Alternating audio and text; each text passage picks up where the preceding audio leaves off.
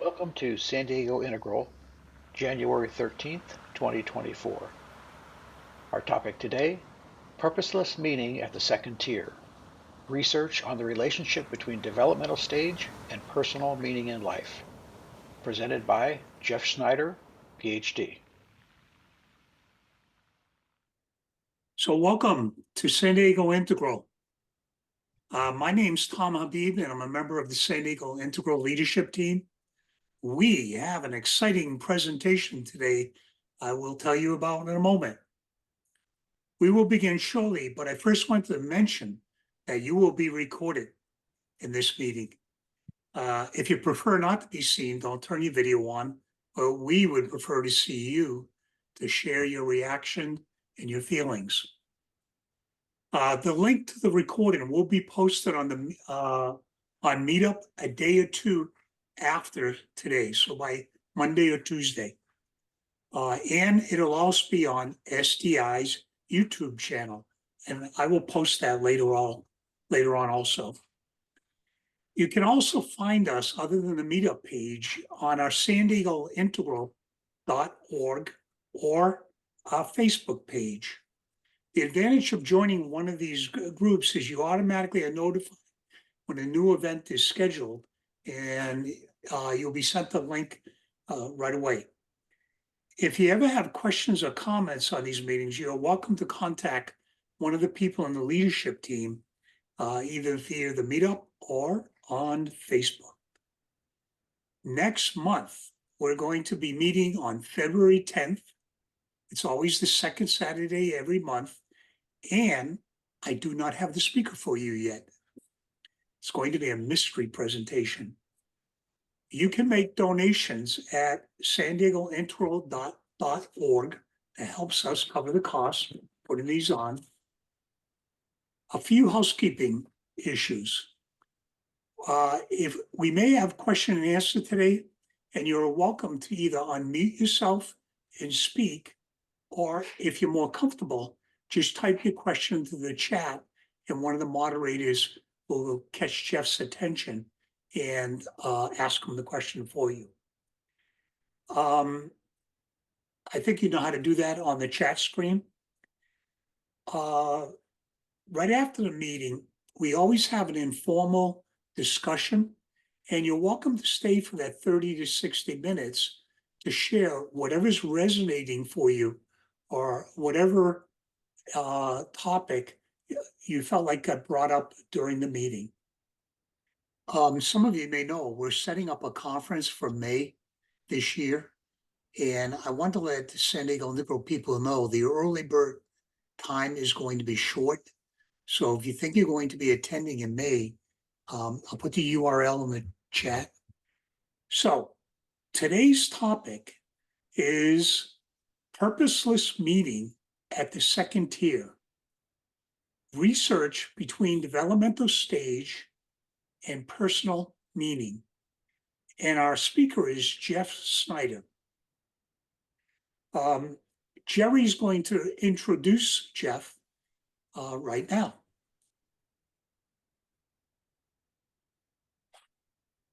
Okay, so Jeff Schneider, Dr. Jeff Schneider. Jeff has graduate degrees from Stanford, Harvard, and Fielding. Jeff has worked in many different capacities as an advisor, developmental transformational coach, facilitator, educator, attorney, and he's devoted a lot of his time recently to studying adult development and adult education and team and organizational transformation. And I met Jeff in the Generating Transformative Change program, the GTC program through Pacific Integral. We were in a cohort together. And what I would say is that Jeff brings a quality of what I would say is it's authenticity and honesty to any group. And I just greatly appreciated that. We become good friends. And it was really fascinating to watch his in the later stages of his PhD getting his PhD and doing his research, that when he started to do the analysis and the statistics and everything related to his research, he just was so excited because he really uncovered something very interesting. And it was it was great to see him get so excited about it, and to bring this really fascinating research to a group such as this. So I'm really looking forward to see what he has to say, and I'm sure you're going to enjoy it. And I will turn the meeting over to my good friend, Dr. Jeff Schneider. Thank you, Jerry. I am excited about this, and thank you for using the euphemism of authentic and direct instead of undiplomatic, which I think what people would normally say. So this is wonderful for me. Happy New Year to us all. I feel privileged to facilitate today's integral experience. I was invited to share the results from my recent research that Jerry was referring to, which explored the relationship between one's personal meaning in life on the one hand and their developmental stage on the other. I've presented elsewhere the details of the study. I'm not going to just download to you the details. My intention is to hit the high points so we can spend much of the time today together in breakout groups and exploring the subject more deeply. Before sharing my research story, I would like for us to all get present together, if that's okay with you. Maybe you can join me for a peaceful moment to go inward. If it makes you feel more comfortable, maybe turning off your video so you don't feel self-conscious. Let's just get settled in our bodies, in our breath. And maybe initially just feel the connection of our body. If you're sitting, feeling that connection to the seat, feeling the connection from the soles of our feet to the ground. Maybe guide our attention to our feet and the energy that's in them, the tingling or the flowing, and maybe sense that energy rising up ankle, calf, shin, knee, so that everything below the knee is just relaxed and tingling. And bring that energy as we inhale, kind of suck it up from the knee to the thighs, pelvis, waist, butt.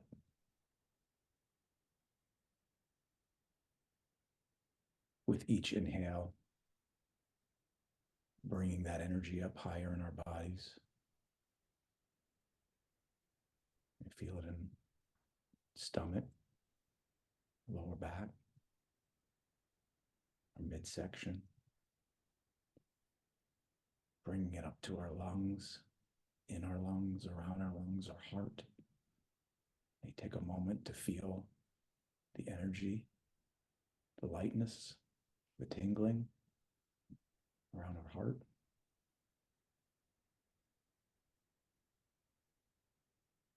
And bring it up to the shoulders.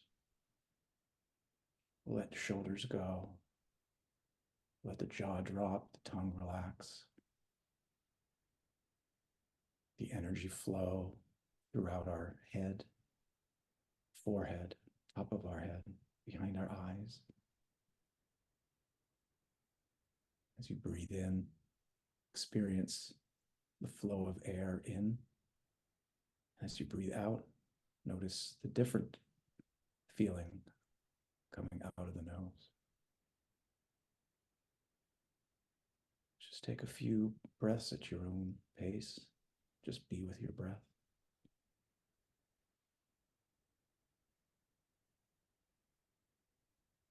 And if you're comfortable, keep your eyes closed.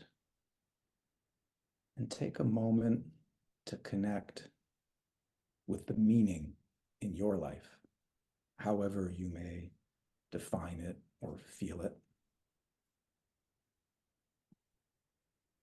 How do you experience meaning in your life? Do you experience your life as meaningful? If so, what does it feel like? That feeling of meaningfulness.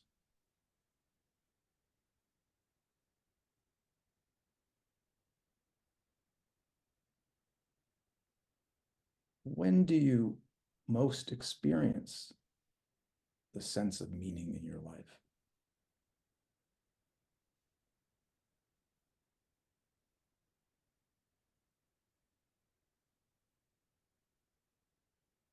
What gives your life meaning?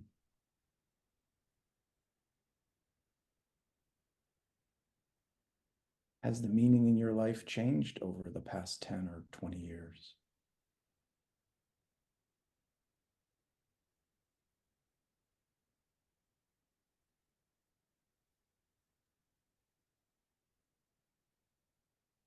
So with those questions kind of floating and hanging around, when you feel ready to rejoin the community, let's come back together.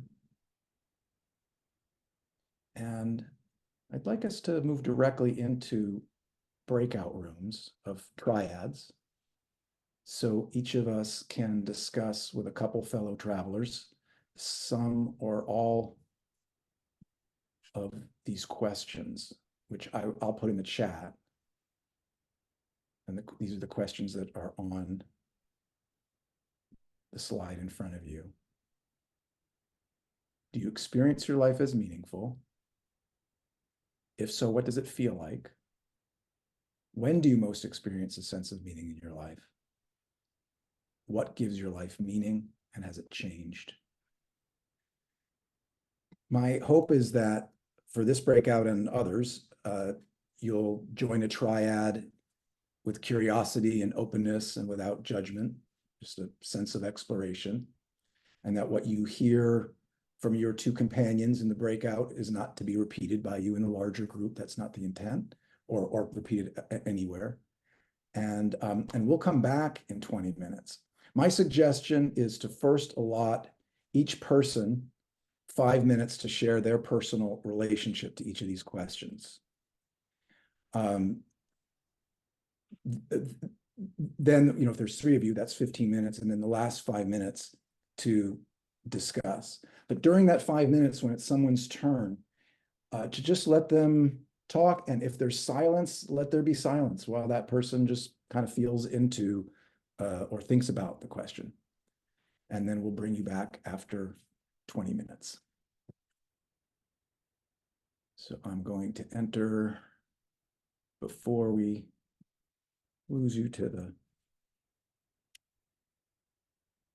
chat rooms, to the breakout rooms. And Jerry, will you send them to their triads?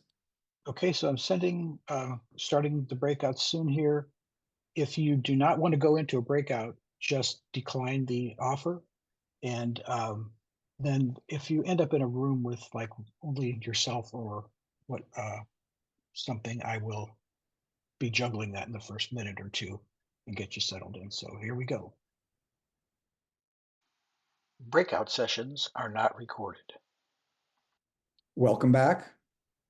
I know this was it's a big topic and a short opportunity, and we're not going to, as to this breakout, we're not going to share all together. It really was just intended to give you an opportunity to think out loud, to question yourselves, and we'll have other opportunities as well with the same triads. These questions that I posed to you, I posed them and many others that were similar in lengthy and probing interviews that I conducted with 18 midlife adults who had assessed at various developmental stages of maturity, so that I could explore whether there is any association between one's developmental stage and how they conceived of and experienced meaning in life. And I'm going to start with the end, with the punchline or the headline of my study. Study participants at certain post-conventional stages of development within what the integral map labels as second tier. They related to meaning in life in a way that is qualitatively different, not just a matter of degree, but qualitatively different than those at conventional stages of development. And importantly, meaning in life to these second tier participants conflicts with the dominant psychological models of meaning in life that are widely used in both research and therapeutic practice. Before getting into the study itself, I'd like to make sure we get on the same page as to the two psychological phenomena we're looking at. One is meaning in life, and the other is the concept of stages of adult development. Let's begin with how meaning in life is conceived by most psychology scholars and practitioners, including lots of religious as well, scholars and practitioners, and really by most of us in general. And a threshold matter is to distinguish the personal, subjective experience of meaning in one's life from the objective meaning of life. Meaning of life is a philosophical or a theological question. It's more abstract and generalized. What is the meaning of existence? Is there any meaning to a human life or the collective of human lives? That's not what I'm addressing, and that's not what I was addressing in my research. I'm talking about something that's different, that's more like meaning in a life. It's a personal and psychological phenomenon. It's about how one personally experiences having meaning in their own life. What, if anything, do you believe or sense is the overarching meaning of your individual life? In psychological scholarship and practice, contemporary models and measures of personal meaning in life are based on one or more of the following three constructs that are there on your screen. The most pervasive, perhaps obvious construct for meaning in life is purpose, one's sense of having one or more overarching goals or purposes in their life. Meaning in this sense is motivational. It's one's intention. It's goal-oriented, outcome-oriented, future-oriented. Like, my meaning in life is to raise happy, successful, and empathetic children, or to reduce suffering in the world, or my meaning in life is to be content, or to maximize my sensual pleasure, or to spread God's word. Another construct or measurement for the meaning in life phenomenon is one's conceptual interpretation of their place in the world as being coherently ordered and comprehensible, that it makes sense, their life makes sense, it fits. It's a life narrative that helps us logically explain our experiences, plan our futures, direct our energies. It anchors one's sense of order or meaning in their life, which often relates to the purpose orientation of meaning, in that coherence can provide a hierarchical system of personal goals that ultimately serve some overarching purpose or direction, which brings us back to that first construct of purpose. So our New Year's resolutions, for example, often reflect goals that support higher level goals or purposes, and they connect, they cohere. The third construct or measurement for meaning in life is one's sense that our life is significant in the grand scheme of things. The feeling or belief that our life matters beyond the trivial or ephemeral. Life significance is a value judgment of one's life as consequential or of enduring value in the world. Dominating contemporary meaning in life scholarship, which reverberates in psychological and coaching practices, so it has a practical relevance, is a meaning in life construct or definition that relies on all three of these subconstructs, so that the measure of one's meaning in life is how much they feel and believe that their life makes coherent sense and matters, and that they have an overarching purpose in life. I think these concepts are intuitive, and based on various broad studies, they're actually consistent with most lay persons' conceptions of meaning in life. They're certainly consistent with what I always thought of as having meaning in one's life. But my research suggests that these constructs may not be a valid fit for people who aren't in the conventional stages of adult development. There's a whole different relationship with meaning in life that's missing from the traditional constructions, but that was universal among the people I studied who assessed at certain later stages of development. So let's talk about stages of development briefly, because I want to make sure I'm clear on what framework I'm using when I refer to developmental stages. Although at this integral event, most of you are familiar with Wilber's concepts of developmental levels, many of us use different or additional frameworks, measures, definitions of developmental stages in different contexts. So models of psychosocial maturity or development typically categorize stages of development based on either a lifespan or life cycle framework, that's in the yellow bubble, or they base it on distinct structures or patterns of how we think or feel or behave, regardless of the individual's age or phase of life. And then within this latter group, it includes models that focus on stages of cognitive development or aspects of cognitive development. And then there are those that take a more holistic approach to structural development, which is what I'm talking about today, and which is more consistent with Wilber's concept of levels. The integrated maturation of the self, including the cognitive, but also the emotional, interpersonal, and intrapersonal. How we make meaning of our world and show up every day. And for this type of developmental model, I'm going to use the common label of ego development, acknowledging that it goes by various other names, including those on this slide. I'm assuming you're familiar with ego development generally for purposes of what I'm going to share, or at least Ken Wilber's integral theory, or perhaps another of these stage models. By the way, shown on this Mount Rushmore of developmentalists is Dr. Cook-Greuter, who is joining us today here on this in this Zoom call. And honored to have you, Dr. Greuter. The developmental models substantially overlap with each other, and the stages roughly can be assigned to a place in one of three tiers, often referred to as pre-conventional, conventional, and post-conventional.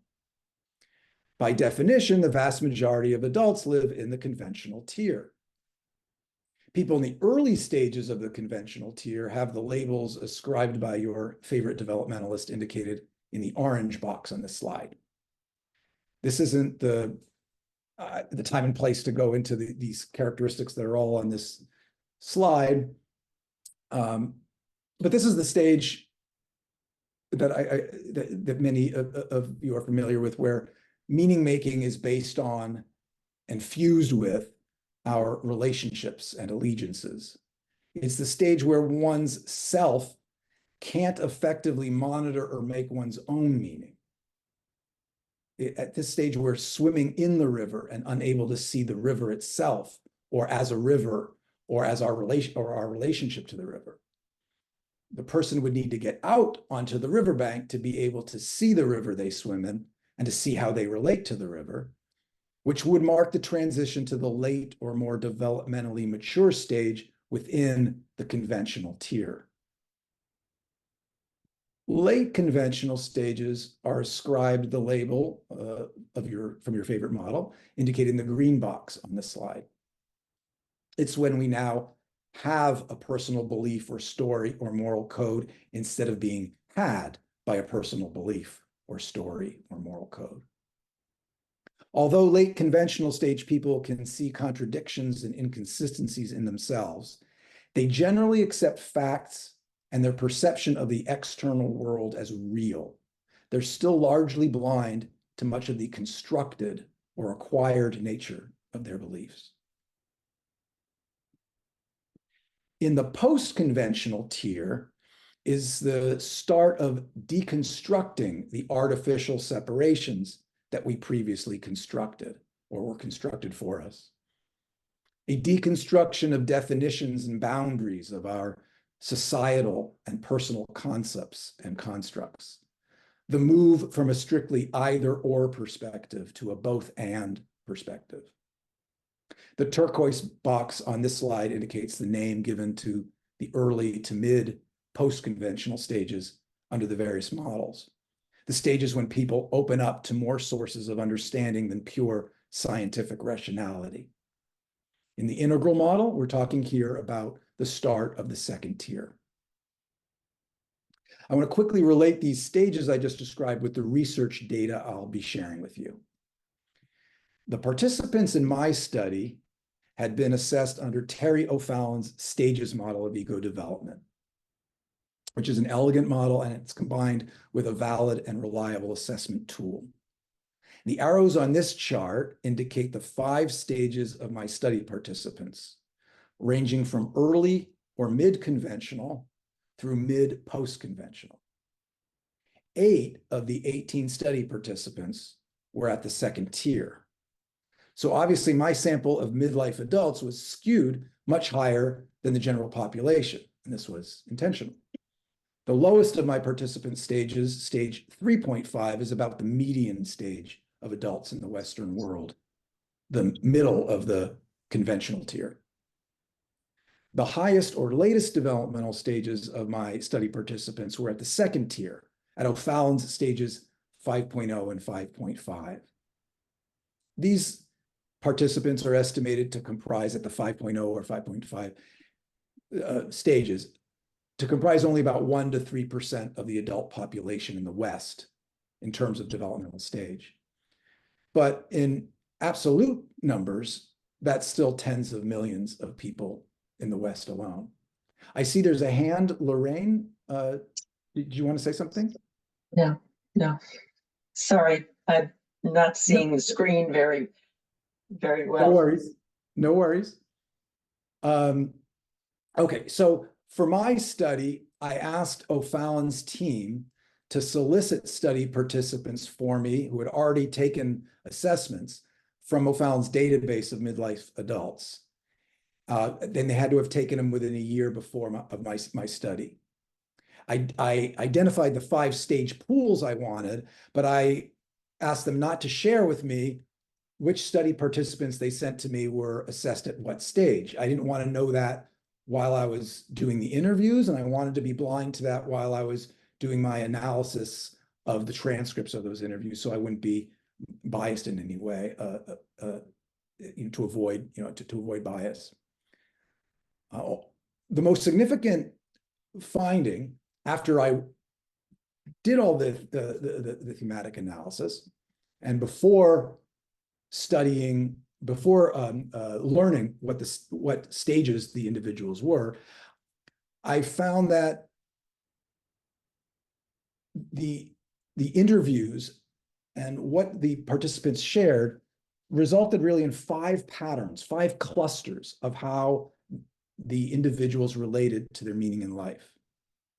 And surprising to me, once these clusters emerged from the thematic analysis, it wasn't difficult to place each participant into one and only one cluster. I'm not going to go into each of these 5 meaning in life clusters on the screen. Instead, for purposes of today's discussion, each of the 5 clusters can be conveniently assigned to one of 2 umbrella categories, because there's a strong pattern distinguishing all the clusters in one category from all the clusters in the other. One of those characteristics, which I'll elaborate on in a moment, was whether or not the participants' meaning in life was based on an ultimate end or ultimate purpose in their life. If it was, then they fall in the purpose-oriented category, the yellowish clusters here on this slide. If their meaning in life was not related to any such purpose, they fall in what I will refer to as the purposeless oriented category, the green clusters. Only after establishing these clusters did I receive the data showing each participant's developmental stage. And lo and behold, I found a strong association between development stage and meaning in life clusters. This chart shows the participants assigned to the 3 purpose-oriented clusters and those assigned to the 2 purposeless clusters. in each case indicating their respective developmental stage. The letters just refer to where a participant assessed within their stage score, early, middle, or late, or phase of that stage, or transitioning into that stage at the time they were assessed. But what matters is just that there is a letter there that represents a participant. And as you can see here, without exception, all 8 of the second tier participants fell within one of the 2 purposeless oriented clusters. Conversely, all but one of the participants assigned to the purposeless oriented clusters had reached the second tier. Therefore, when I describe the defining characteristics of the purposeless clusters, which I'm going to do for you, I'm also describing the defining characteristics common to all of the second tier participants. So for me, who doesn't live daily in the second tier, the commonalities shared by these second tier participants offers some practical real life insights into people assessed at second tier, at the second tier, and to get a feel for their lived experience beyond what we just read in theory. Gleaned from my interviews, here are the unique characteristics of the second tier participants in contrast with other study participants. I'll touch on each one. The first was quite surprising to me. To the second tier participants, meaning in their lives is purposeless, unrelated to any goal, achievement, unrelated to outcome or impact, or even leaving a legacy. Meaning in their lives is found in the present, not in any future direction. What I had expected at the start of my research was that purpose would inform all of the people's sense of meaning in life. It's not only the essential concept underlying scholarly construction, but it's also how I and most other people often interchangeably use the terms meaning in life and purpose in life. Where I thought there might be differences based on developmental stage was in the particular purpose. Whose purpose was leaving a legacy, and whose purpose was to maximize their own pleasure, and whose purpose was to transcend their ego or make it to heaven. What I didn't expect was the possibility of a completely purposeless meaningfulness. Yet shared by all of the second tier men and women, their orientation towards meaning in life essentially omits any ultimate or overarching purpose or goal for their lives. That doesn't mean they ignore or are unaware of outcome, or that they don't participate in the same activities as the purpose-driven participants. But their meaning is found in the activity itself, in the doing, as opposed to in the achievement or accomplishment. For example, a second tier participant may work or volunteer as a teacher or an environmental activist, but their meaning in life isn't contingent on those activities getting anywhere, the outcome of those activities. To the second tier individuals, meaning in their lives is found in submission to the mystery, an unknowable, emergent, interconnected wholeness, sometimes also referred to by them as love or as God.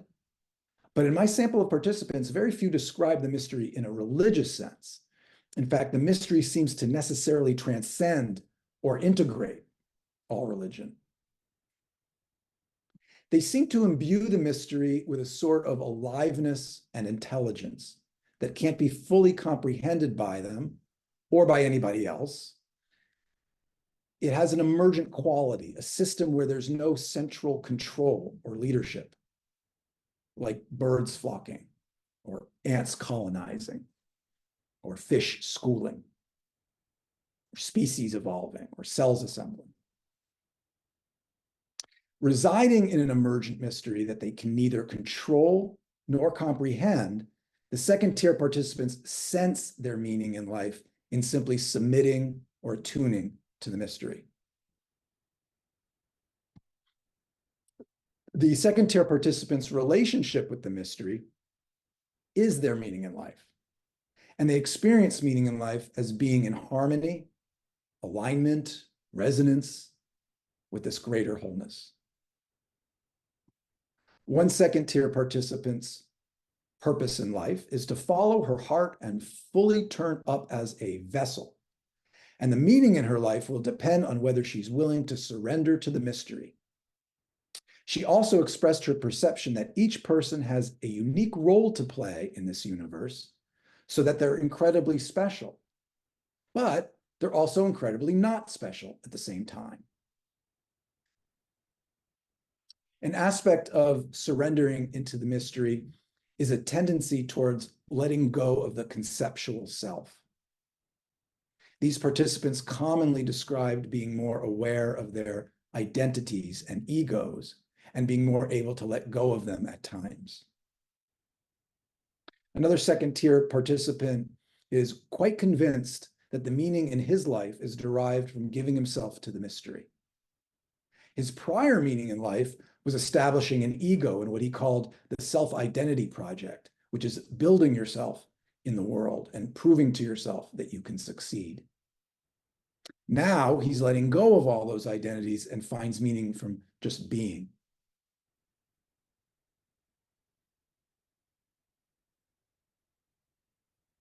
To the second tier participants, meaning in life is meaningless.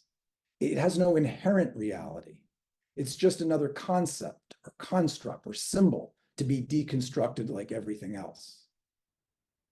To most of these individuals, nothing is more meaningful or more significant than anything else. Chasing the meaningfulness, said one of the participants, was like there has to be some grandiose thing, like getting hit with a lead weight. But then it's not, it's just so simple. This lack of hierarchy of meaningfulness prevents making decisions in the traditional way based on what is most meaningful or what is the guiding purpose in order to make that decision. As this same person said, she now makes decisions in a different way, much more connected with others, much more also connected to synchronicities and things like that, kind of letting things unfold, she said. By deconstructing boundaries and definitions, the second tier participants seemed liberated to embrace paradox. Their experience of meaning in life integrates polarities of significance and insignificance, of meaningful and meaningless, of coherence and chaos. Their deconstruction also led each of the second tier participants at one point or another in our conversations to express difficulty in sharing their knowledge through words. If mind-made constructs have no fixed or enduring meaning, it makes sense that the second tier participants experience meaning in life as sensed rather than cognitively known. It's non-conceptual, ineffable, non-articulable. Meaning in their lives is perceived rather than conceived. To them, meaning in life is a sensation revealed only by experiencing or perceiving it. Unlike the conventional participants, the second tier folks don't find meaning in life by searching for or building a purpose or direction, or by judging the significance or the worthiness of their life or their activities. They find their meaning in life by letting go of such things, acknowledging their lack of control and submitting to the moment. They experience meaning in life somatically, sometimes referring to it as a feeling of groundedness or open-heartedness or as an energy flow. In one sentence that seems to embody the second tier relationship with meaning in life, I'm sharing with you here a quote from the late, great Joseph Campbell. People say that what we're all seeking is a meaning for life. I don't think that's what we're really seeking. I think what we're really seeking is an experience of being alive, so that our life experiences on the purely physical plane will have resonance within our own innermost being and reality, so that we actually feel the rapture of being alive.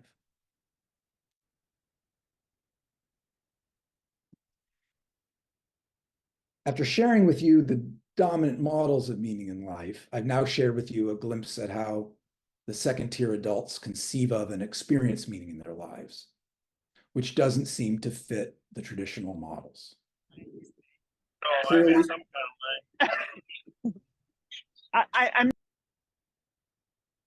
clearly, the purposeless orientation of second-tier adults contradicts the constructs that rely on purpose. And essentially, all the psychological and religious conceptions of meaning in life are directly or indirectly conditioned on a sense of purpose. The second construct, the coherence and comprehensibility concept, is about one's life making logical sense and fitting into an understandable order. To be low in coherence is to sense ambiguity and to lack movement or visibility towards an end game. But ambiguity and lack of visibility towards an end game are experienced and embraced by the second-tier participants, even when they express a strong sense of meaning in life. The third traditional construct of meaning in life is significance, a conceptual value judgment. But again, second-tier experience of meaning in life is non-conceptual and non-judgmental. In fact, several second-tier participants comfortably describe their individual selves as being completely insignificant. The inconsistency between the traditional and academic models of meaning in life on the one hand, and the experience of second-tier adults on the other, implicates a variety of issues and questions, both personal and social. And we'll explore some of them today and generate others during the remainder of our time together. Jeff, that was great. A beautiful integration. Oh, thank you, Suzanne. That means a lot coming from you. Yeah, a whole lot of my own awkwardness actually seems to make sense and fit into place now. Say more. Well, I thought because I was talking in my triad about a lot of the conditioning that I've taken on by being part of National Federation of the Blind, and that blindness seems to somehow give my life a lot of meaning, whereas before it wasn't. I was more free to be me. And so now it's like, well, how have I taken this on as a rational adult? And I can understand that from a second-tier perspective, that's where the flow of real being with is going to be for me, in the real aliveness. And I wouldn't have been able to bring this up had you not articulated so brilliantly how the purposeless is. And it's more of a deconstruction at my current level of certain things, and ultimately finding leadership opportunities as opposed to, oh, these people or whatever. So I really appreciate tonight. Beautiful. That's really cool. Thank you for sharing that. That's really impactful. And I don't mind stepping out and being a little weird and radical about being integrally informed. I mean, it's 2024, for gosh sakes. So why not? And I had a question for you, Jeff. In terms of the way you described it, you came from a more traditional purpose direction and came to see something else. Was that whole research, which ideally can be actually psychoactive for you? Yes.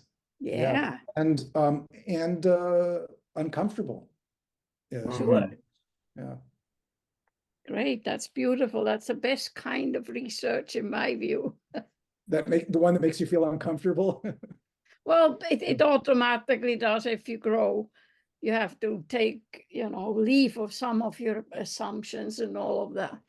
But yeah, but as a project, supervising research, there's so many that are just, I don't know. It's external. It's not where it actually moves you to a new place, the questioning. So that's what lovely. Thank you. And yeah, I was very fortunate, right? Because it could have turned out much different. So Jeff, hi. I have a question forming, but I'm not quite sure what it is yet. So I'm going to just try and live it live. Something like the size of the pool of people you have. Was there any kind of indication of types? Like, did you have more introverts than extroverts or something like that? You know, it seems to me like there might be a likeliness of an extrovert personality type being more developed in terms of their sort of usefulness, participation in the world. So therefore, they might be able to take that sort of purpose a little bit more integrally. Whereas if you are more introverted, the idea of not being particularly individually significant or, you know, in terms of an ego would be quite an attractive idea. Does that make any sense as a question? So what I was just saying, it might be the question's more like, can you identify ideas, you know, if there's only 8 people that are second tier, for example, you know, you're creating this set which seems quite coherent based on those 8 people only. Yeah, I don't know if there's a question there. Well, it's a really interesting question, and I have no ability to really respond to it because the participants were selected based on developmental score. So we don't know there wasn't a variable for introversion versus extroversion. But I mean, it's a really interesting question about how that relates or could facilitate more quickly, maybe development, being introverted versus extrovert. I don't know. There's just a lot of interesting questions in there. But I have zero answers for that. Sure. Thanks, Jeff. I mean, the same applies again to Enneagrams too, you know, personality types in those terms, whether there might be differences there in how they would define purpose or meaning. Yeah, I think you may run into confirmation bias, but it is interesting, Finlay. Thanks. I mean, a lot there, you know. I'd love for you guys to get into your triads again. And we're going to do a couple breakouts.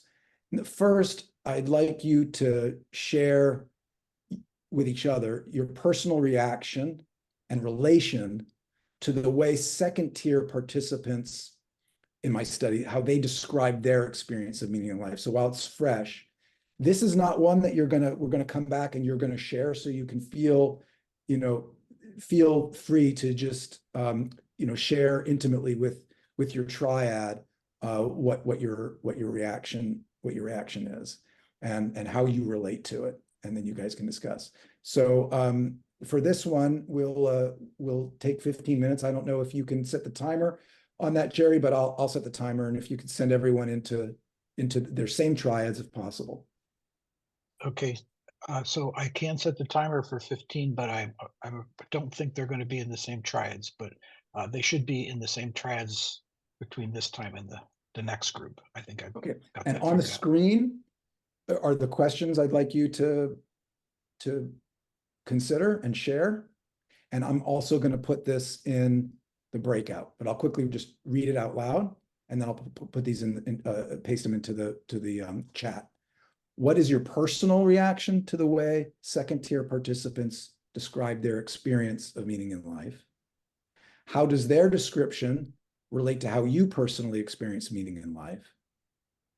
And what would or does it feel like to have no ultimate or overarching purpose or goal for your life? Okay. And you're going to put that in the chat, and I will open up the breakouts. Breakout sessions are not recorded. Welcome back. We're going to go into another breakout almost immediately. This time we're going to address a question that I think well, it's my projection that we'd all benefit from the suggestions that could come out of it, but I will at least say that I know that I would. And so for this after the next breakout, we'll seek some contributions to the whole group to address this challenge, this following challenge that I want to share with you that is I find it difficult to articulate. But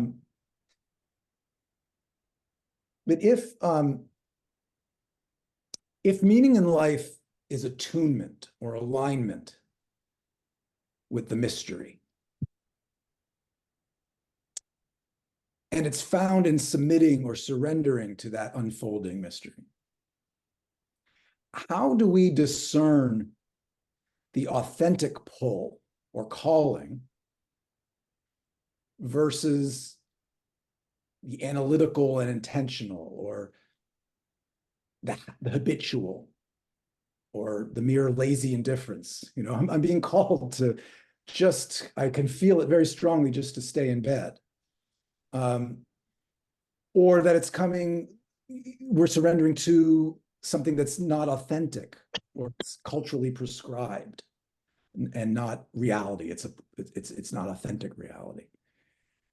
So another way of saying it from my perspective is, if we're going to slide into a groove, how will we know it's the groove and not just a rut?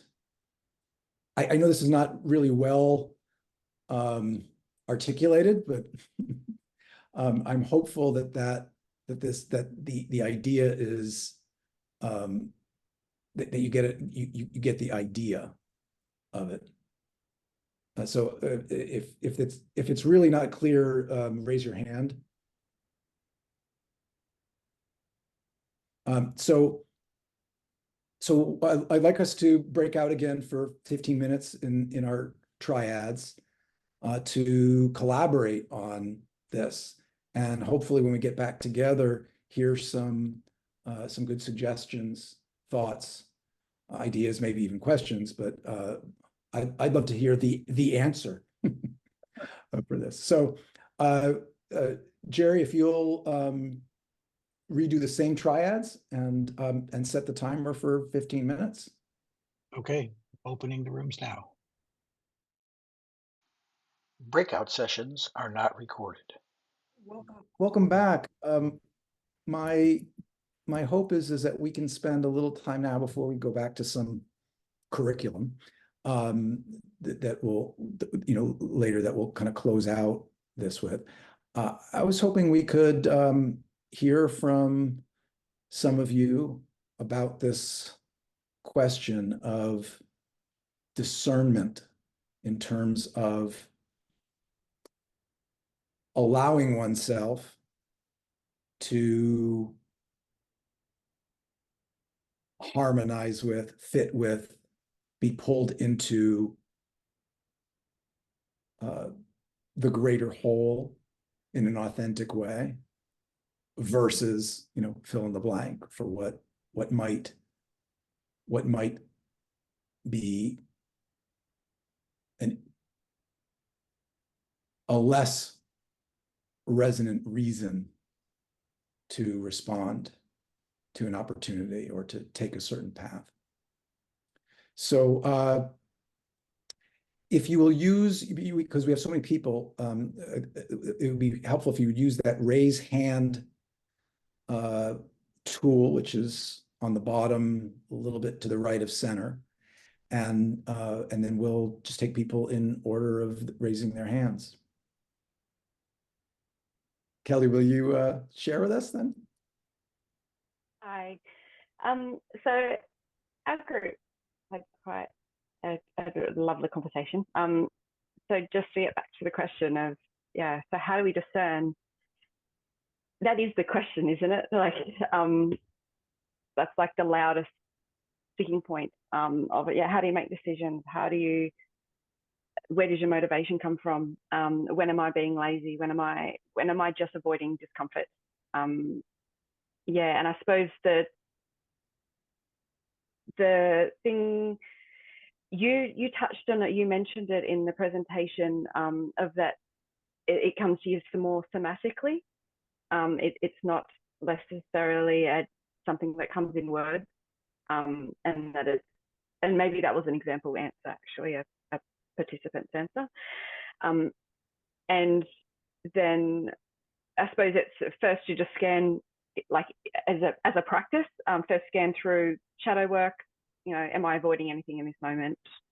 Is there any charge that I can work on, or answer, you know, am I just avoiding discomfort? And then once you go through those and there's nothing big, then yeah, you stay in bed. Or like just to use that example. But then also something else has come up for me, in that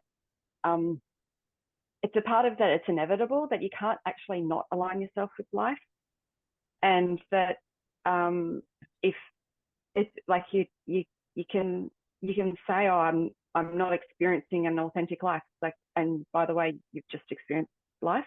Like you can't not be authentic. You can't not be. You're having a subjective experience as you go along while you're judging it as being inauthentic. The other aspect is that, and I always just, but Ken talking about error pops in my mind when I think about this, of that there's a bigger pattern of the cosmos happening here, and I'm not necessarily articulating it very well, but it's, you know, that error is there whether we're fighting against it or not. So good luck to fight against it. It's going to unfold, and you're going to just end up in the groove of life, whether you think you're in the groove or not. There's something way bigger there. So that would be my response, and our group's response to that question. So, and thank you so much for your presentation. It's been brilliant. And that last question just totally hit home of, yeah, that's a great question. I'm looking forward to hearing everyone else's answers. Great. Thank you for that. Thank you, Kelly. Marcus? So yeah, trying to digest things maybe into one coherent thought. I think we started with two, I don't know, it was both breakout rooms, same chaps in there. Good, familiar.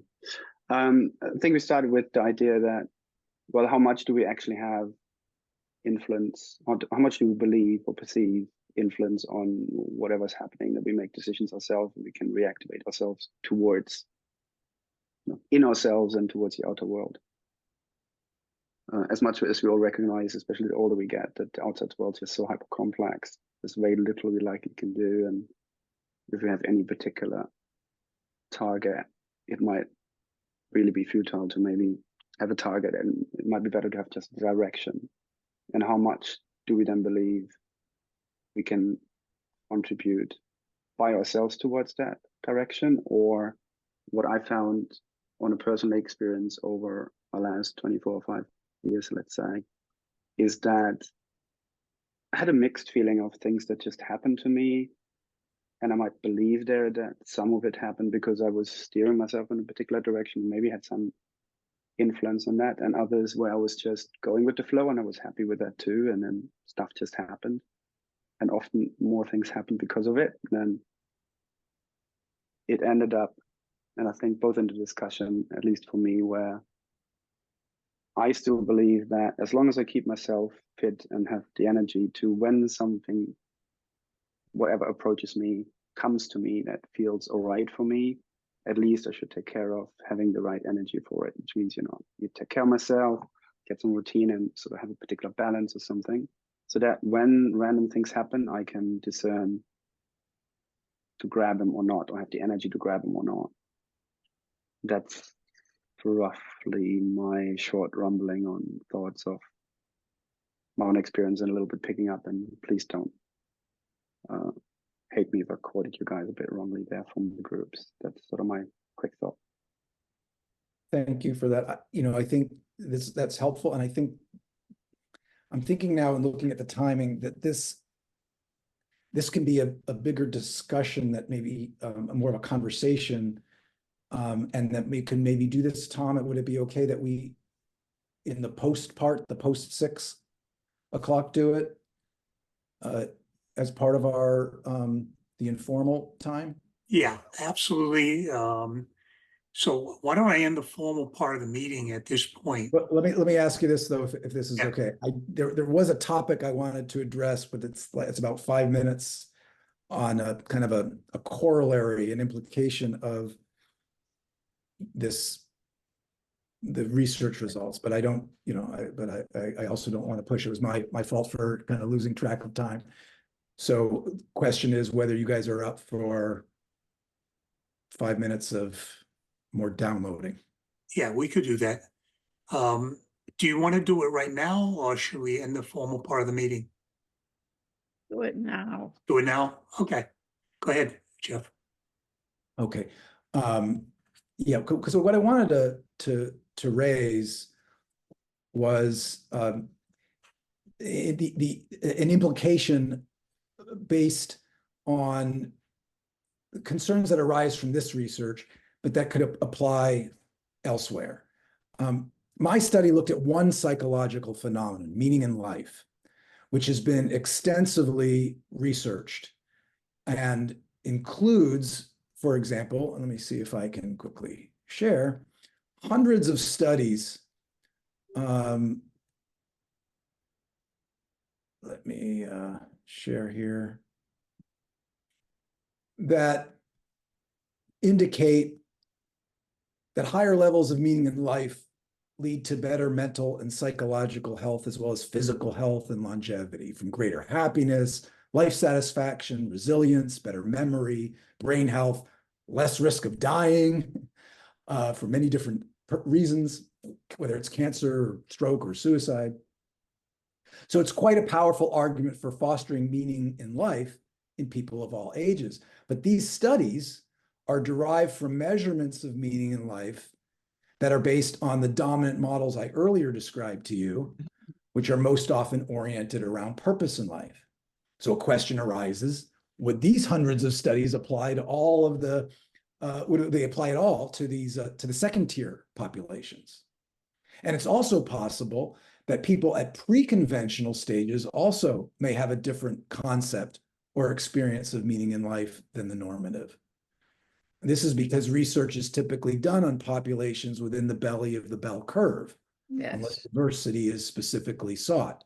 So studies now do attend to race, gender, age, and socioeconomic status, but I found no medical or psychological studies that consider developmental diversity.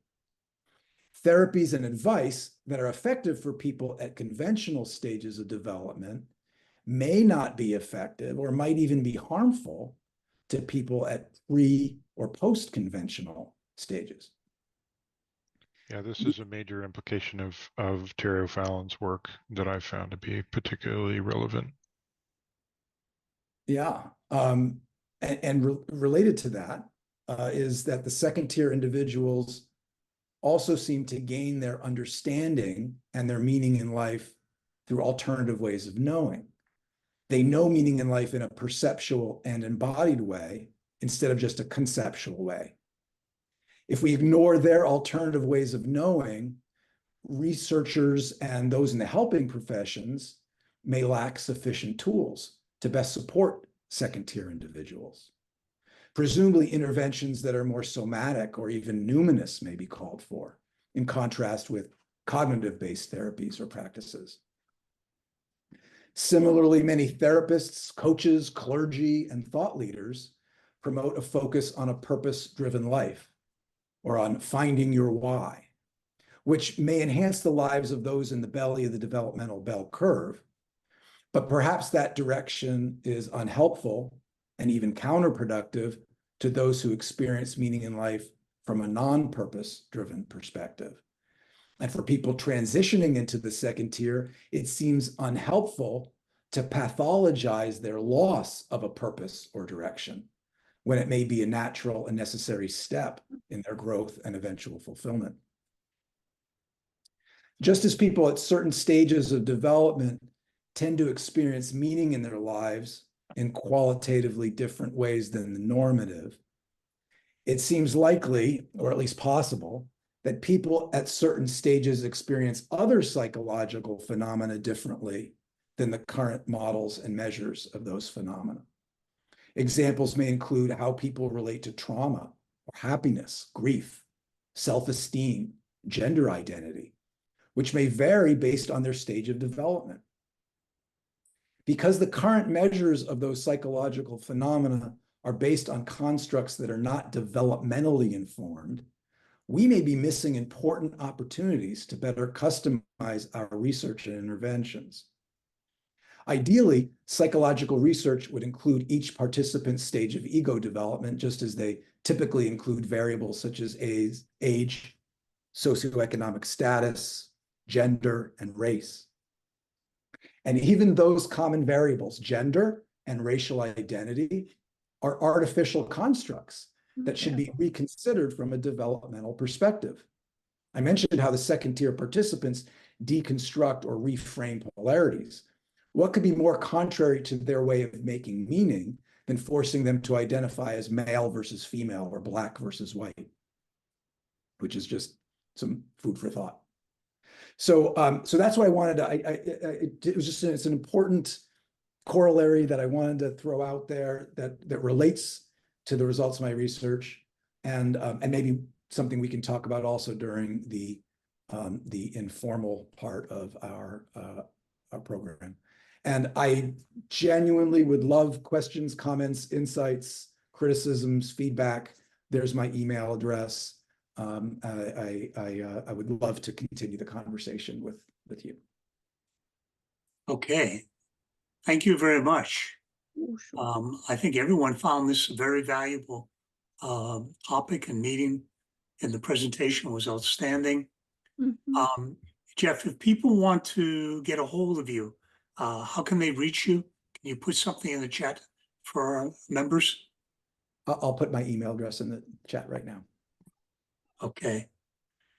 So a quick reminder before we get into the informal session, and I know Larry and Regis had their hands up, so I'll let you guys start it as soon as we get in. That next month, we're meeting on February 20th. So RSVP as soon as it becomes available, so we know how many people to expect. And if you feel so inclined, you're feeling really flush, please do a donation to San Diego Integral. That obviously helps us. So without further ado, we're going to move into the informal chat segment. And I'm not sure who had their hand up first, Regis or Larry? It was Larry.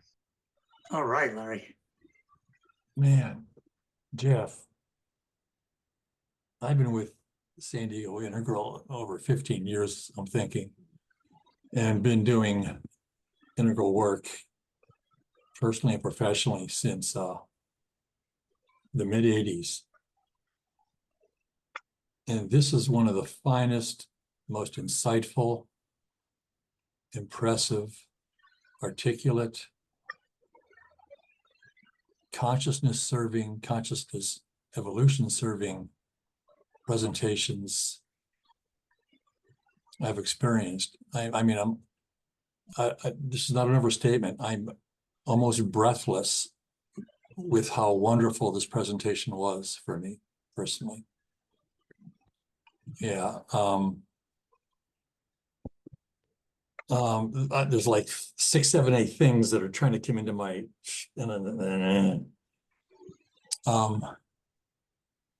this I feel like you're speaking me only much more eloquently about these issues, all these issues. I don't have a sense of anything that just doesn't resonate with me. I love to see you go on with that research, especially the developmental perspective on well-being too, meaning making, or meaningfulness more particularly, and so-called purpose, whatnot. Yeah, I'd love to have you back. Not that I'm in charge of that, but I'm a voice for having you back here. Whenever, maybe since we don't have anybody for February, y'all, not to say that Jeff is available. I get this mental roadblock of all these things trying to come through. All the spiritual work I've done, the psychological development work I've done actively since my 20s, professionally since my being 30 years old. It's all brought me to the place of being present. It's not about the theories. The theories can so easily keep us from being able to connect with one another. It's being present, being here and now, with myself and with others. And you addressed that, you talked into that so beautifully. At least I heard you do it. Maybe you didn't, but I heard you do it. I'm so moved by this presentation. I just want to hold the mic and just keep talking, but I'm aware that there's other people, so I'll let it go. All right. Thank you, Larry. Regis, you're up. Yeah, I'm kind of echoing what Larry was just saying. It was nice because basically it was like someone showed up here saying, in this case, Jeff saying, we've done a research study on people exactly like you. And here's a bunch of stuff that they all said that you do think constantly, but are not surrounded by. And so that's, I think, like a really touching thing for me, and maybe the emotional component for me. I don't want to speak for Larry, but the fact is, it's in some way just really nice when you feel like sort of a a candle in a hurricane half the time around all this stuff.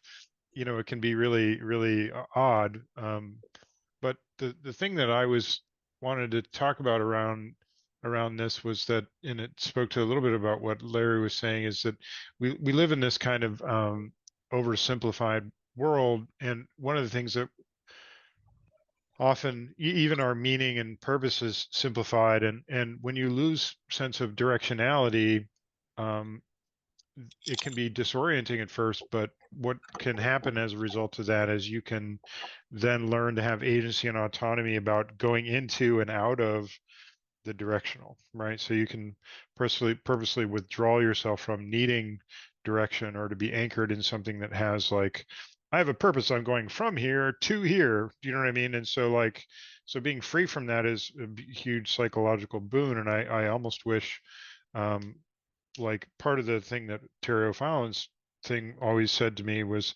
that it's all about kind of appropriateness. How do you appropriately apply certain kinds of techniques for people at different places in their development? And that's an extremely compassionate thing to do, but it's like compassionate at this super high level. So I really like the whole idea of it, and I also like kind of the way that Jeff's inquiring into what it actually takes to to speak to those people, and that's kind of what I took from it in that sense. So yeah, but also the other part is that just being able to move from the sort of the non-dual over to the duality gives you a kind of complexity tolerance, which I think we are often prevented from engaging with in any kind of deep way, except in groups like this one. And so I have a deep appreciation for the material presented, just because it's encouraging that people are looking at and asking questions of people who are continuing to progress in this way. So thank you very much for that.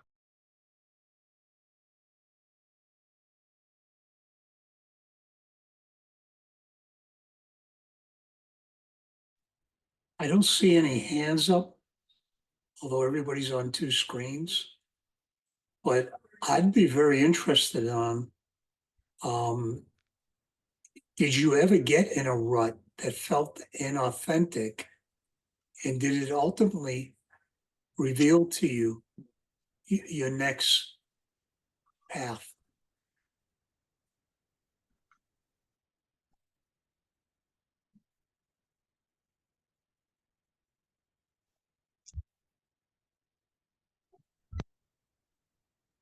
I'll just chime in that I'd just say yes, and I think one of the polarities I'm sensing with that question is like the question of how do we know we're in a rut or in a groove? There's an implication that the purpose is to be in the groove. So we're putting a question with purpose onto a field of purposelessness. And I think we'll get lost. So it might not be the right question.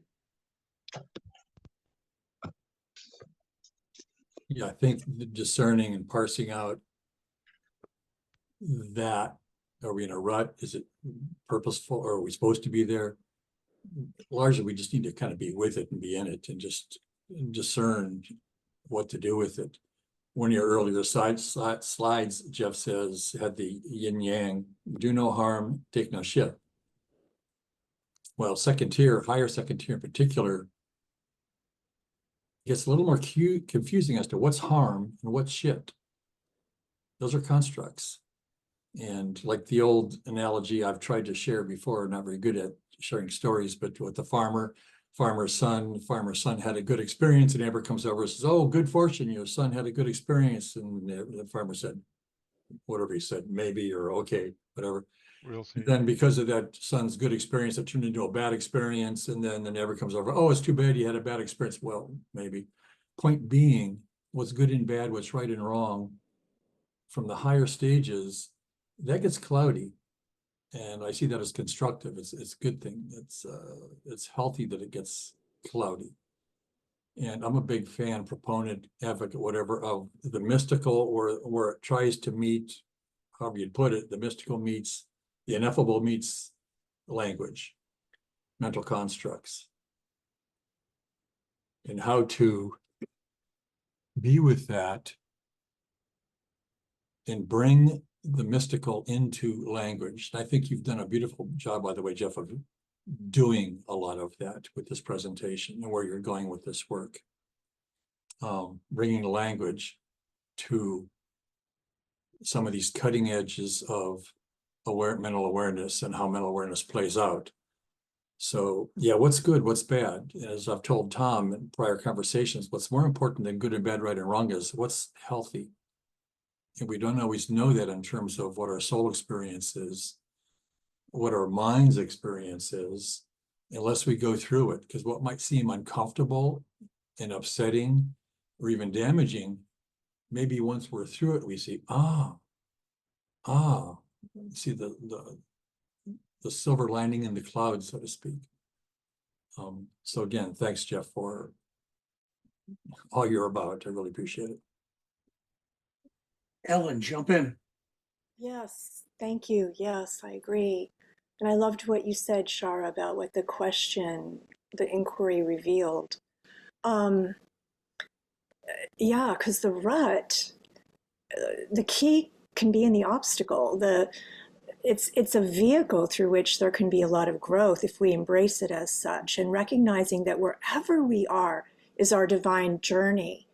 And through stillness and a regulated nervous system and a compassionate heart, I think we can discern these things and learn from the rut, or the rut becomes its own journey, and we can depathologize or reframe our whole idea and meaning making about what rut is, or and then we see it from a very different vantage point. Thank you. Marcus. I don't have a hand raise function, but there is a question I wanted to ask Jeff. Go ahead, Dee. Okay, thanks. A beautiful piece of work, by the way. Even the title was a koan, and that was great. And I'm interested in looking at more of your work, whether that's book, published studies, or hearing you present again. It's beautiful. My question for you may sound kind of technical, but it isn't really, because I'm asking it out of my direct unmediated experience. is there a component of your research in working with these second-tier subjects that is apophatic in nature, like absence of? Was there any, have you made any attempt to kind of nail that part down, if you know what I'm talking about? I do not. Like, can you help me? well, the absence of afflictive experience. Or is it just that what is afflictive at the conventional level gets viewed very differently when it's arising in the body and experience, whatever, at second tier, when we have some stability of access to that developmental level? I'm just wondering if you like assessed or examined for or looked for not just what is the capacity of an individual subject with respect to their state of development. Was there a component that was looking for what's absent, what's not happening, particularly with afflictions that just don't show up on their radar screen anymore? Yeah, so I think I need to answer that in several different levels. Firstly, that wasn't a variable that I was focused on, right? So and their developmental stage had already been assessed previously, so I wasn't assessing them for that. I see. Yeah, for their developmental stage. What I was focusing on in my interviews and in my analysis was around their relationship with meaning in life. Having said that, the concept or the topic of afflictions certainly comes up, right? And when you have these were all wonderfully, beautifully deep, intimate conversations, these interviews. And I wouldn't, so this is not a scientific, looking at the numbers, but I wouldn't say that second tier participants had less afflictions. I would say that their relationship with those is different. And I wouldn't even say it's easier, because I'm not sure it's necessarily easier. But I do think that if I were to make a generalization about the difference between how those at the second tier related to afflictions versus those who are at conventional, it would be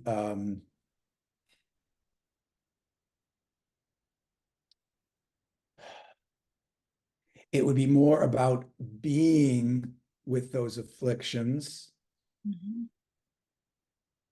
as opposed to resisting them. But I'm not saying that was easier, or they accepted them, or they welcomed, necessarily welcomed them. Although everybody, whether they were conventional or post-conventional, has, ways of rationalizing past, prior afflictions and being able to paint it in a growth-oriented way. That wasn't a distinction between second tier. People at conventional stages have the capacity to do that, from my experience and my knowledge.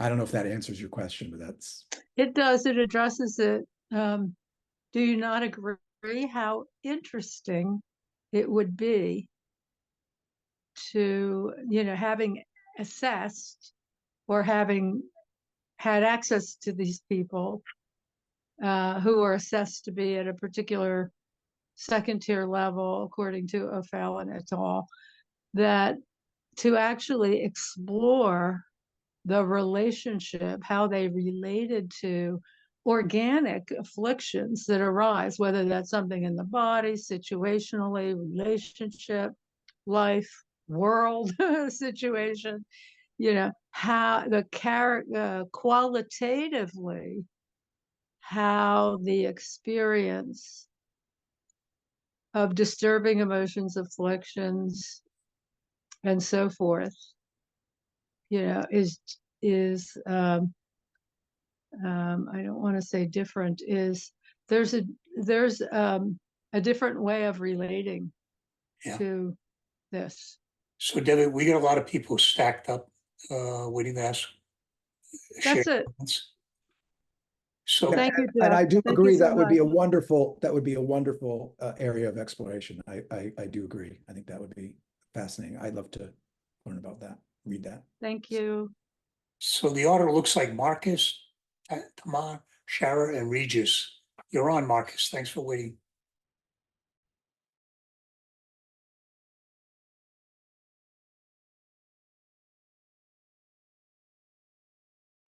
Marcus, you're up. You're muted.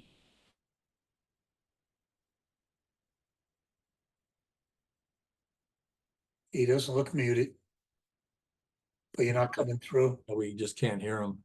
Yeah, we can't hear him. Okay, we'll let you play with that, Marcus. Tamar, you're up.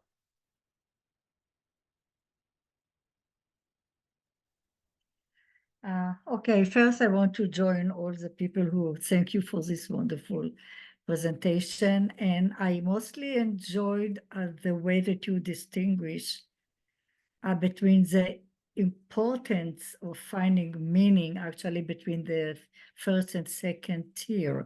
And I agree that for people in first tier, meaningful is important, otherwise they are lost, because they are mostly looking for meaning from something that is outside of them, like a goal.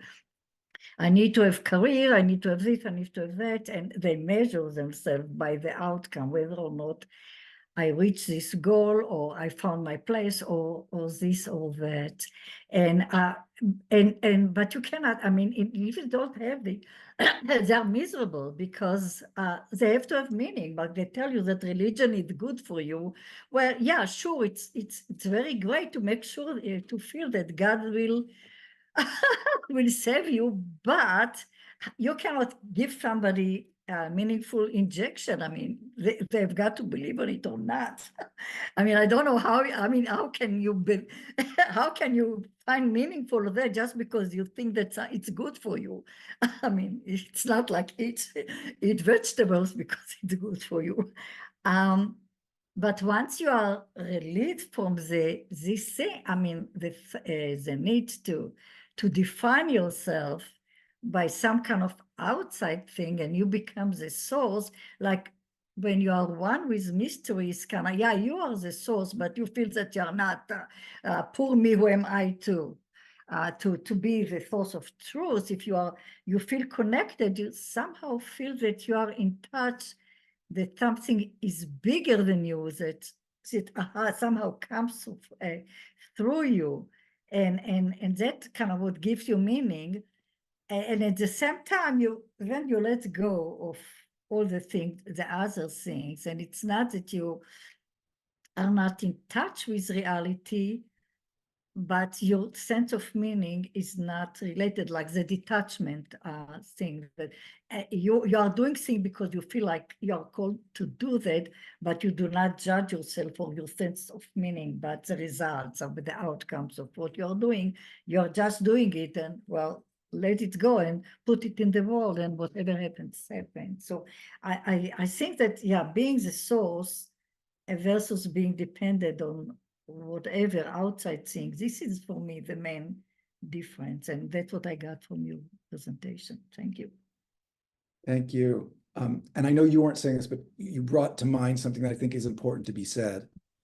And that is, first off, I do not operate under the assumption, I don't think we should, that second tier is better than first tier. And because of that, I don't want us to throw out the fact that purpose, having a purpose, this tangible purpose, this contingent purpose, this attachment that you just described, it happens to, for most people, be very valuable, very important. I showed you a list of these studies on physical and mental health. So I don't want us to, I don't want a takeaway to be that there's some invalidity to that. It's not. It's just we're talking about a different population, people at a different stage. I know you weren't saying that, but I just wanted to, I just think it was to raise. Shara. Okay, so I'm going to take a different spin on the what is absent question, which I always think is a good one. And, this is for you and for anyone else too, because we are studying and trying to learn about aspects of relationship to consciousness by studying kind of meta-aware people. But your sample size was from 46 on. And I'm very curious because we have individual consciousness and we have collective consciousness and cultural consciousness. And, to me, evolution's forward. And there's a way that our youth as a cohort throughout time, in some mysterious way, seem to come into the world with something new online or a new worldview or a new way of putting things, seeing things, new capacities. And yet I'm aware, almost as a movement, as an integral movement, interested in the development of consciousness. We're like we focus on our own cohorts, and but yet something's going to come from beneath that we're likely to have an allergy to, because it's going to be beyond what we see. So how do we figure out what's emerging when we're not studying youth and the new ways of what they're bringing forward? And that is for you, Jeff, to begin with, because even in your research, it's 46 on. So it could be missing what's even emerging culturally. Yes. So because this was an academic scholarly study, we need to minimize variables.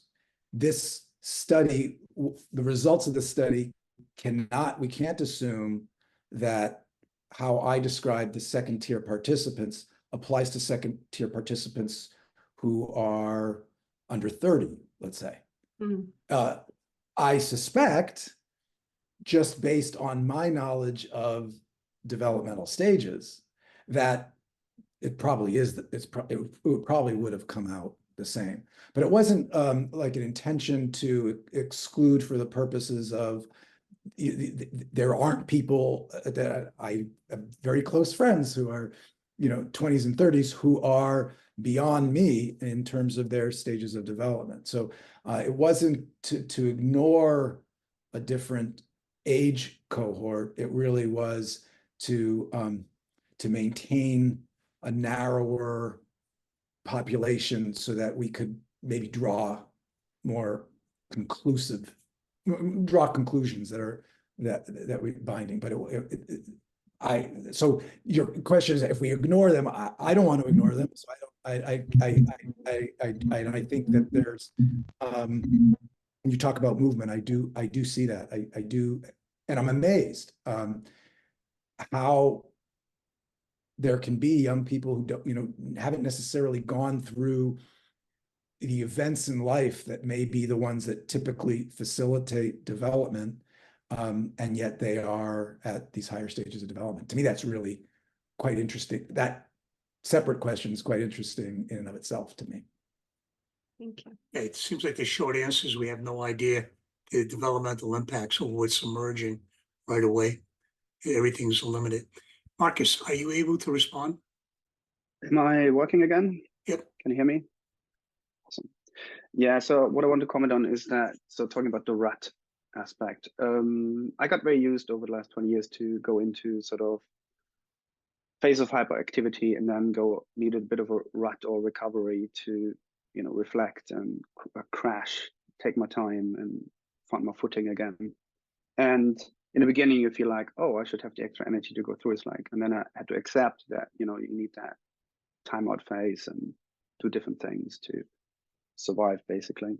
The thing I discovered though 3 years ago was I had a bout of depression during COVID, where it just stripped me of all my language in a sense of identifying what it was, because it was absolutely new to me. It was bizarre to me because I always felt that my brain was not the muscle I trained all my life most, and it started to act against me, which was scary, weird. It took me a long time to really figure out, to act on it. I think the action thing was really the thing where it took a while to identify what it was and what it is. And I found that a bit then, maybe just as a comment to say, like, even when you're quite aware of certain things or you're on a particular level, these kind of things, and maybe I feel talking to people in my network and younger people as well. So bringing the younger aspect back into this, it seems to be more common, which means it's going to throw a lot of more people off even what's covered in your work, Jeff, which is great and brilliant. So, but there's a thing where I'm just bringing this anecdote in for myself, which is like, I was fairly aware of certain dynamics in my life and certain ways to look at things and describe them, and suddenly I lost all of it. And that was interesting. And I don't know if that's a third piece or whatever it fits into a model, but it feels like one of those things that is quite valuable to figure out. What do you do then when you're lost like that? You know, when you're quite used to it and you're suddenly thrown off the model and off life a bit, you know, and figuring out a way back to it. I had, luckily enough, help from some friends, and then got some professional help, and that got me on track rather quickly. But it was for a while absolutely to the level where I didn't have the language that I would, you know, that I express things now to some level. That was totally gone. So it was really even hard to point a finger at it. What is it? Is it another way for my system to cope with it? And I need that, and I need to embrace it, or do I really need to go and fight it? I had no idea what to do. So, you know, it's an outlier, it's quite an extreme case, but I thought I want to bring that in as well, because so it happened to me when I was about 47, but I've seen it happening to a lot of people now that are much younger, but this stuff really throws them, and because of, you know, COVID and lots of other things. So just want to bring that in as an additional thought, maybe. Yeah, and maybe it's related to COVID, but it also it is a common phenomenon because language is dualistic. And when we get beyond that, language can't serve. And I think so. I don't know if it makes you feel any more comfortable, but you're in good company of people who because of their developmental maturation, find themselves going from being articulate to being inarticulate. Because words just don't do it. They cannot express non-dualistic experience. So my healthy green wants to open a space for people that haven't said anything yet. Phyllis, is that you? I don't think you've said anything yet. Thank you. I've been thinking about in this part of the conversation about science fiction and how so many things that were written so many years ago have come to be so. And that one of the reasons I think they come to be so is because they've been put out into the zeitgeist in language for people to imagine, for people to then aspire to and learn from. And when you started to talk about how there are so many younger people who are now really experiencing a quicker development through these stages, they've been written, you know, there've been words put to it. And what you did today, Jeff, for me, is you put words to something in sort of that liminal space when when I was between really wondering what the heck is wrong with me, that I don't have a meaning and a purpose. And you gave words to something that I have come to experience. And now I could say, gee, you know what? This research is really telling me that that is something. You put language to something that I didn't have language for. And I really got to tell you that I think it's just a tremendous, tremendous addition to the vocabulary we do have. Certainly something that's helpful to me, and from the people that I spoke with in the groups that I was in, something that I think is helpful to a lot of us. So thank you. What is liminal becomes conscious. Eric, I believe you haven't said anything. Yeah, thank you. Still percolating with what's going on for me. Thank you very much, Jeff. I really appreciate what you've shared. This has been a tremendous presentation and discussion tonight. So, Tom, you'd asked a question a while back about what was it? You never got it, into a rut, feeling inauthentic, and what did that reveal about the next step in your path? I think for me, one of the things that I keep coming back to is, how do I catch myself avoiding things and trying to take on some notion of a stage that I believe is better, like, oh, it's better to be construct aware, and none of these things have meaning, and all. And there's so much deconstruction that I start to question sometimes what's driving me to that, and is there sometimes an inauthenticity? And coming back to, I was going to break out with Nomali, and I appreciate her bringing up the polarities. It's like, can I come to a place where I'm embracing the polarity of deconstructing and being construct aware and embracing constructs as well? Can I inhabit fully my relative life and bring that into the contexts which present themselves in my life? When I'm sitting in meditation, I feel like I have some degree of access to this emptiness of self. And when I, show up in the marketplace, then, how am I also able to engage with life within the sets of rules of those, various situations that I find myself in, and not be separating myself from that with some idea of, oh, there is no right or wrong? Can I also embrace, yes, there are places where there is a right or wrong within a context, and I can be that and that simultaneously? So it's really trying to hold the both and of it, because I'm suspicious of the sneaky part of me that wants to go off somewhere and label that as the good place to be. And you'd said this too. It's not like second tier is better than first tier. There's an ego desire to gain. It's kind of like in the spiritual practice communities where, people all want to get rid of the ego because it's better to be egoless, but who's trying to get rid of the ego but the ego, right? And it's like, there's a way I can find this part of me that's wanting to be construct aware and, integrally cool and all that, but I'm kind of deluding myself with that too, because I'm trying to take that on rather than being open to the fullness of everything relative and absolute, and aware of context and able to access this emptiness, and willing and able to access my fullness and responsiveness to life. So yeah, I think I'm complete.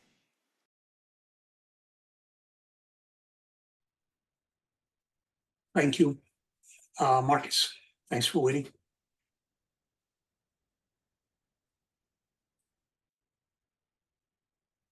Oh, I'm sorry, Regis.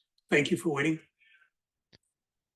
Yeah, I just put the text in the chat to kind of remind myself.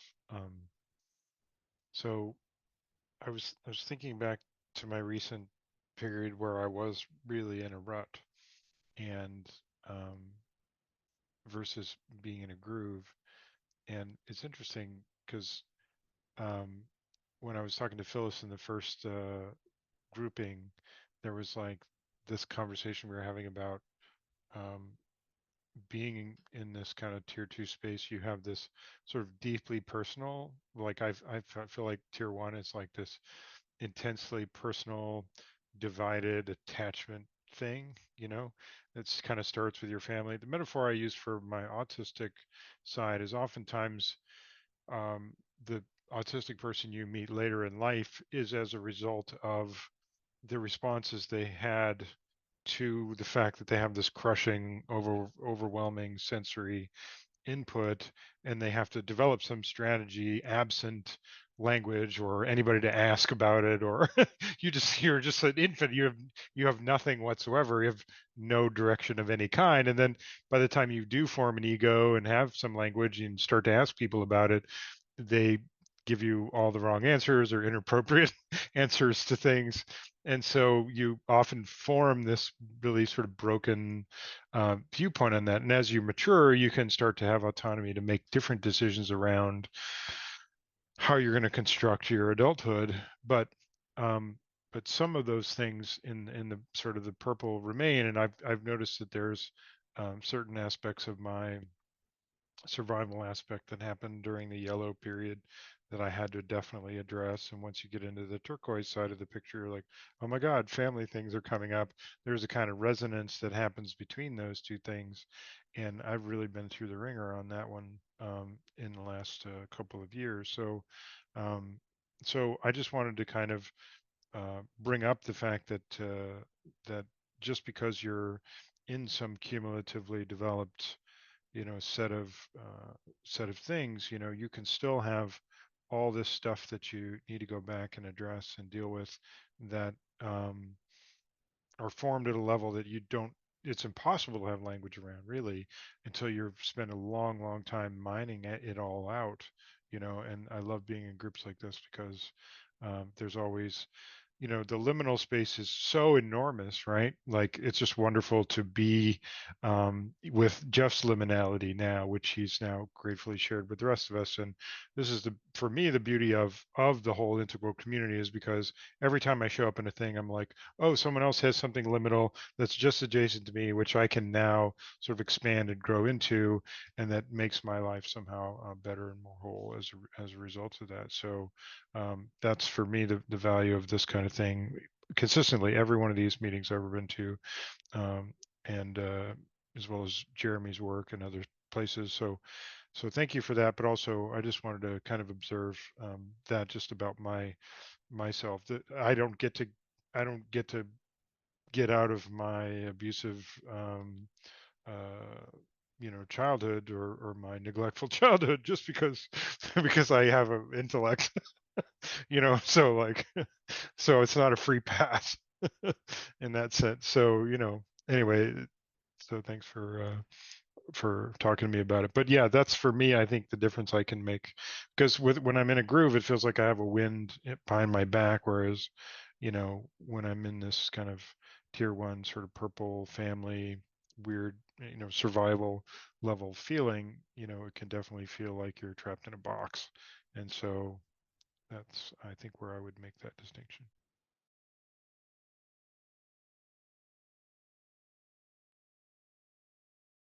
Okay, Tom said he's going to have to bail here pretty soon. So, and I think I'm going to toss it over to Namali. We haven't heard from you yet. If you'd like to jump in. Yeah, thank you. Yeah, thank you so much, Jeff. Just really enjoyed all of it. Enjoyed my breakouts also with your great questions.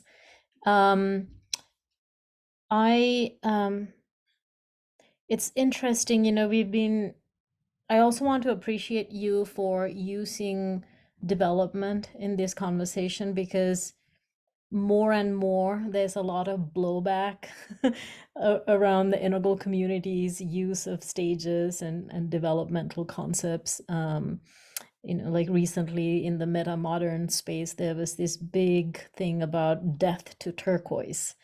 And people like Nora Bateson and others just really sort of offering a good critical eye also in the way that the integral community uses stages and developmental ideas. So I appreciate all of it.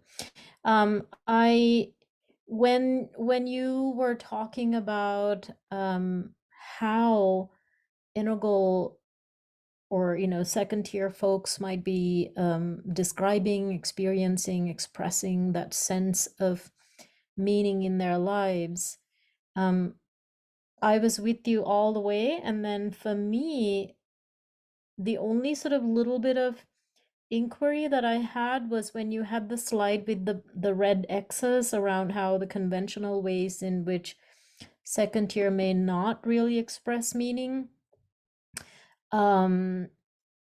That's where again I always come into the paradoxical or the polarities, the polarities constantly. So I imagine and I hope for myself also that I'm always respectful of the relative realities that are not separate from the mystery or not separate from the absolute or the emptiness or the void within which all of this arises. So it's always sort of, for me, the way that I might see it is meaningless or meaning free and meaningful. Purpose free or purposeless, as you said, and purpose. That purpose may actually come from first year, our sort of basic hierarchy of needs, or our sort of the lacking or needs-based world of second tier might have that purpose.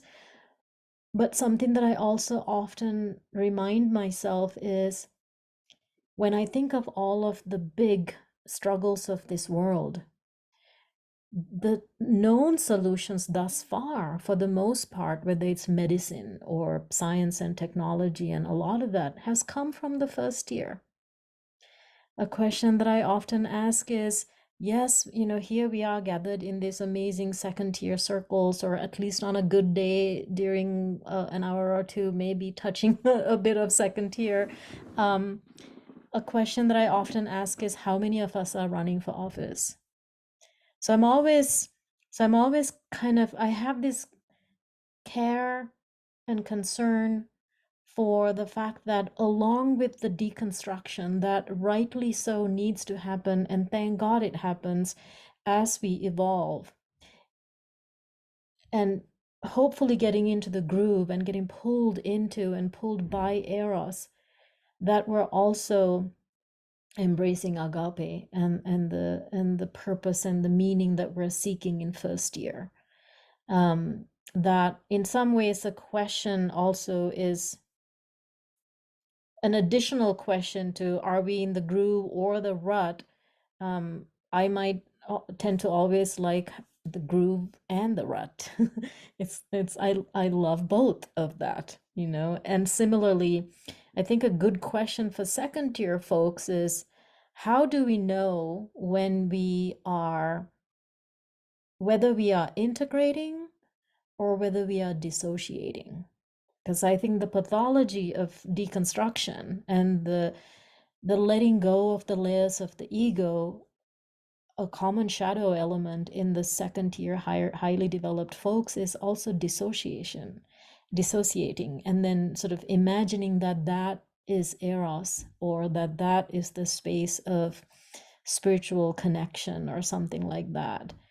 And so, I hope that, at least for me, that I'm always in touch and embracing the rut as much as I'm also seeking and embracing the groove. Yeah. So thank you again. Thank you. Thank you, Namali. I'm on a walk cheering and cheering and cheering. Yes. Thank you so much. Okay, I see Mary has her hand raised, and then probably this is going to be our last comment here? We're getting close to 7 o'clock. So Mary, would you like to jump in for a bit? Sure. Hi, thank you. That was great. I'm thinking of this podcast that I'm currently listening to, and I haven't even completed it yet. And see,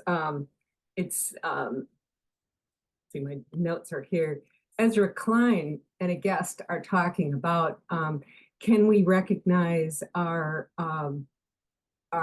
taste, and do we even know what it is anymore? And are we so oversaturated by probably the rut of what we're supposed to like? Like I was given an example in one of the breakout groups about, okay, I got real sick of a white kitchen, white counters, white paint, white everything, white outer of the house. And now I went to stay in my daughter-in-law's place and everything is white. And I was like, this is really nice. And she's a stager and she stages homes for sale and they all look just the same. And it's like, oh my God. So part of it I felt like was becoming aware of the programming that's out there also, maybe some of it AI or whatever, to give ourselves some slack and free ourselves to maybe consider that we're under the influence to a certain degree and we don't even know. That was all I had to say about that.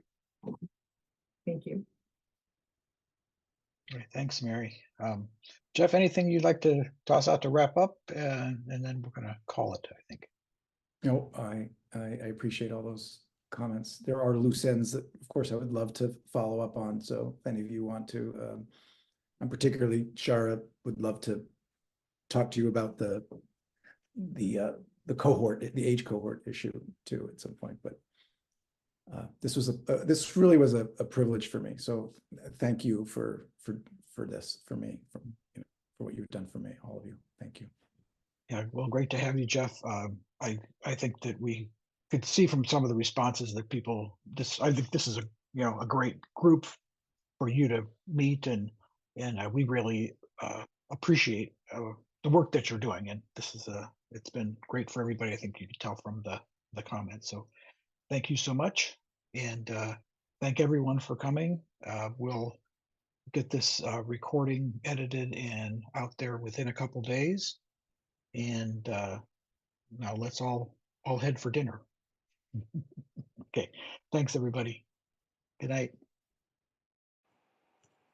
For further information, including upcoming events, resources, links to our Facebook and Meetup pages, and our fabulous donate button, please visit our website at sandiegointegral.org. Donations are greatly appreciated and help us to continue to provide information and connection within the Integral community.